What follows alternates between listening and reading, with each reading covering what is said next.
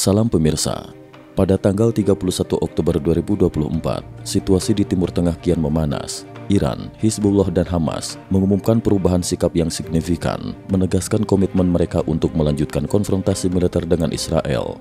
Bahkan, Iran telah menyatakan akan mengambil tindakan sebelum pemilihan umum AS, menunjukkan eskalasi yang bisa berdampak luas. Di tengah ketegangan, Kepala Staf Angkatan Pertahanan Israel, IDF, Letnan Jenderal Herzi Halevi, hampir menjadi korban dalam sebuah serangan.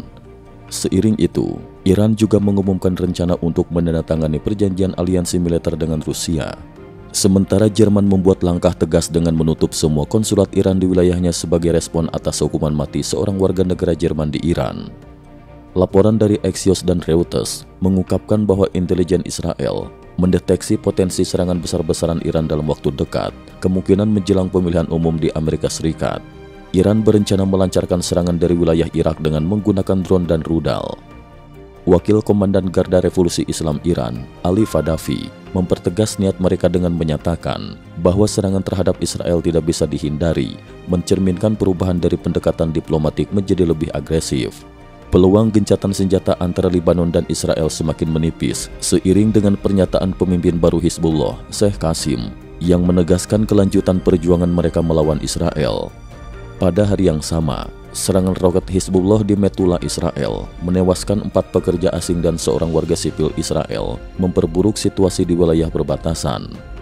Di Gaza, Hamas menolak tawaran gencatan senjata selama 30 hari, yang disertai bantuan kemanusiaan dan pembebasan sandera. Pada 27 Oktober 2024, Hamas melancarkan serangan ke bangunan di Gaza yang hampir mengenai Letjen Halevi. Meskipun Kepala Staf IDF berhasil selamat, serangan tersebut menewaskan 4 tentara dari unit khusus IDF. IDF kemudian mengumumkan keberhasilan mereka dalam menewaskan seorang pemimpin penting Hamas di wilayah Tulkam tepi barat. Menteri Luar Negeri Rusia, Sergei Lavrov, mengumumkan rencana perjanjian kemitraan strategis dengan Iran yang bertujuan memperkuat kerjasama pertahanan kedua negara. Sementara itu, Perdana Menteri Israel, Benyamin Netanyahu, menegaskan bahwa mencegah Iran memiliki senjata nuklir tetap menjadi prioritas utama Israel dan mereka siap mengambil tindakan dimanapun diperlukan untuk mencapai tujuan tersebut. Dalam langkah yang signifikan, pemerintah Jerman mengumumkan penutupan semua konsulat Iran sebagai respon terhadap eksekusi warga negara Jerman di Iran. Jerman juga menarik kembali duta besarnya dari Iran sebagai tanda protes terhadap kebijakan Iran yang dinilai melanggar hak asasi manusia.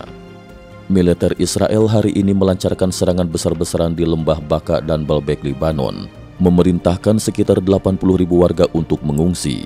Serangan ini difokuskan pada gudang senjata dan pusat komando unit elit Hizbullah, Radwan, yang berlokasi di Suriah, sebagai upaya untuk memperlemah kekuatan Hizbullah.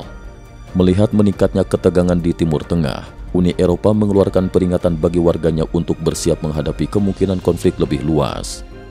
Mereka menyarankan warga untuk menyiapkan persediaan makanan selama setidaknya 72 jam. Keamanan regional juga diperketat dengan 4 negara Nordik yang memiliki kekuatan udara gabungan lebih dari 250 jet tempur, termasuk F-35 yang saat ini siaga di perbatasan Rusia. Sementara itu, China juga menunjukkan penguatan militer dengan menggelar latihan bersama 2 kapal induk Angkatan Laut di Laut Kuning, Laut China Timur dan Laut China Selatan. Pada saat yang sama, penangkapan beberapa eksekutif Taiwan oleh otoritas China menimbulkan kekhawatiran di kalangan investor Taiwan. Situasi yang berkembang pesat ini tidak hanya mengancam stabilitas Timur Tengah, tetapi juga mencerminkan ketegangan geopolitik global yang kian mengancam perdamaian dunia. Cukup sekian dulu, terima kasih atas perhatiannya.